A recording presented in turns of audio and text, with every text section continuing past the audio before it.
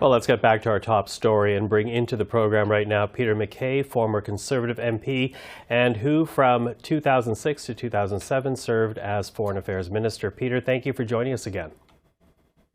Thank you, Michael. Listen, I want to begin with your reaction to the Prime Minister sharing the news as he did in the House of Commons yesterday. He did not talk about conclusive evidence that ties Mr. Nijjar's death to agents of India. Instead, he talked about credible allegations of a potential link. Was it wise to say anything about the matter if that's all he can say inside the House? Well, first of all, it was a very cautious and guarded wording that he used. And the fact that he did it inside the House of Commons is also somewhat curious. It was done clearly with calculation.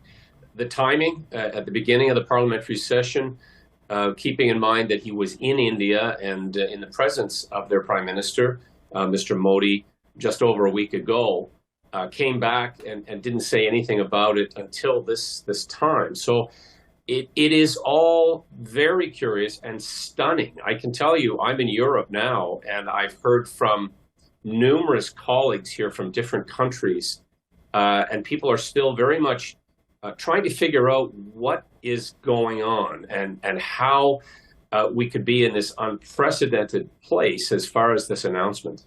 Well, you know, India's External Affairs Ministry, it denies the allegation, as you know. It says Canada is, in fact, ignoring Sikh terrorists and extremists within Canadian borders. What kind of weight should that statement be given, do you think? Well, firstly, the language that they use is also curious. They make a profound denial, calling it absurd, and then using the word motivated, which is a very interesting characterization as to why Canada has made this particular announcement. Seems to ascribe some other purpose, including as you pointed out, the words around how they haven't done enough as far as guarding India's interests in Canada. And so there is a lot of analysis going on now as to what this means for future Canada-India relations and what the impact will be on the actual investigation. Clearly, with the finger pointed right at the Indian government, it is going to be difficult to foresee cooperation that the Prime Minister is calling for. And back to the appropriateness of making this type of an announcement in the way that it did, the government did, as far as the integrity of the investigation itself. Let's not forget, this is an open criminal murder investigation of an audacious assassination alleged that took place in broad daylight in Canada.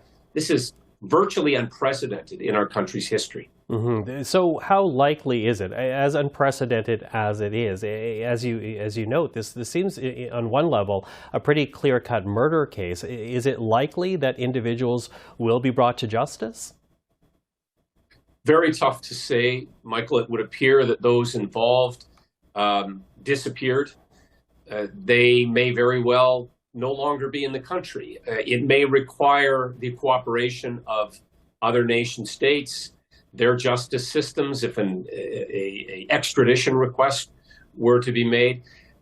The one case that comes to mind in recent years was the murder of a journalist, a citizen in Turkey, allegedly by the Saudis.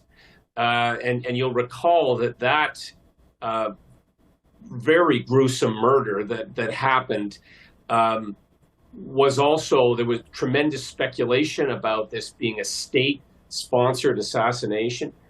But we are in really uncharted waters as far as our country's history is concerned in terms of how this investigation and how this very bizarre incident has played out. And so it's incredibly difficult and only speculation to try to guess at what will follow.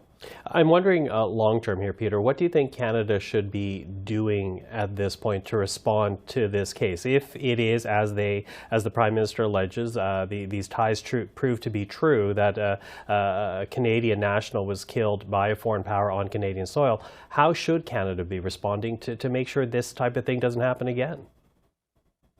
Well, it is very troubling, and firstly, it raises questions about what sort of protection is available, and that's for vulnerable populations within inside our borders. We've seen in recent times, Michael, as you know, allegations of foreign interference, and in those instances, we were talking mainly about electoral interference or harassment of former citizens of Canada, former citizens of other countries now living in Canada.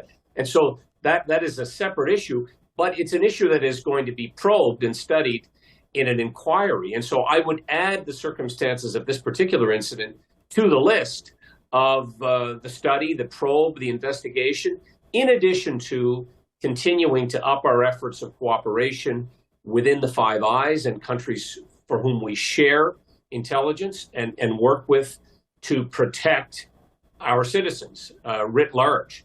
And so that's really what it comes down to, is giving our national security and police agents the necessary support resources that they need to protect our citizens. Because this is the beginning of this story. I suspect it's going to unfold over time. It will evolve.